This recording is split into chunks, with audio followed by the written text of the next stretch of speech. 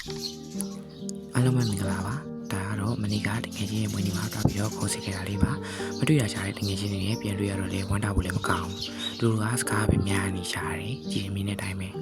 ပြင်လို့ဘောပါတဲ့ကလေးကိုကြည့်လိုက်တယ်သူတို့ဘာတွေပြောပြီးတော့ရင်းနေကြရလို့ထင်တယ်တကယ်တော့လောကကြားမှာဒီလောကလုံးဘလူးပဲစကားပြောတယ်ဘလူးတက်များကြီးစားတဲ့ရုံနဲ့ပြီးရတော့ချက်နေလေတယ်ဒီမှာကတော့အချိန်လေးမျောနေဘလူးမျောမှလည်းမသိဘူးကဲဒါနောက်တစ်ယောက် no echo ဆိုပြီးခုခုတောက်တာလှလုပ်တည်လှပါတယ်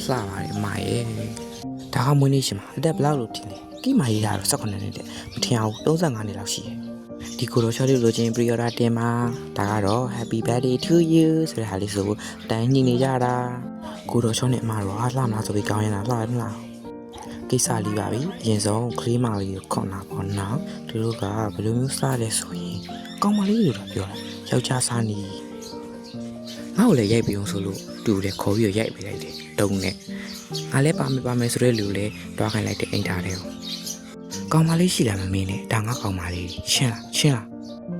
တူမလည်းဘောကိုလိုချင်တာပေါ့ရော့ဆိုပြီးပေးလိုက်တယ်ခရုဖိုတိုရိုက်မယ်ဆိုရင်ဒီလိုအာဘေးနဲ့အော်ကြီးတဲ့လူတွေတက်တက်ကိုရှိရနော်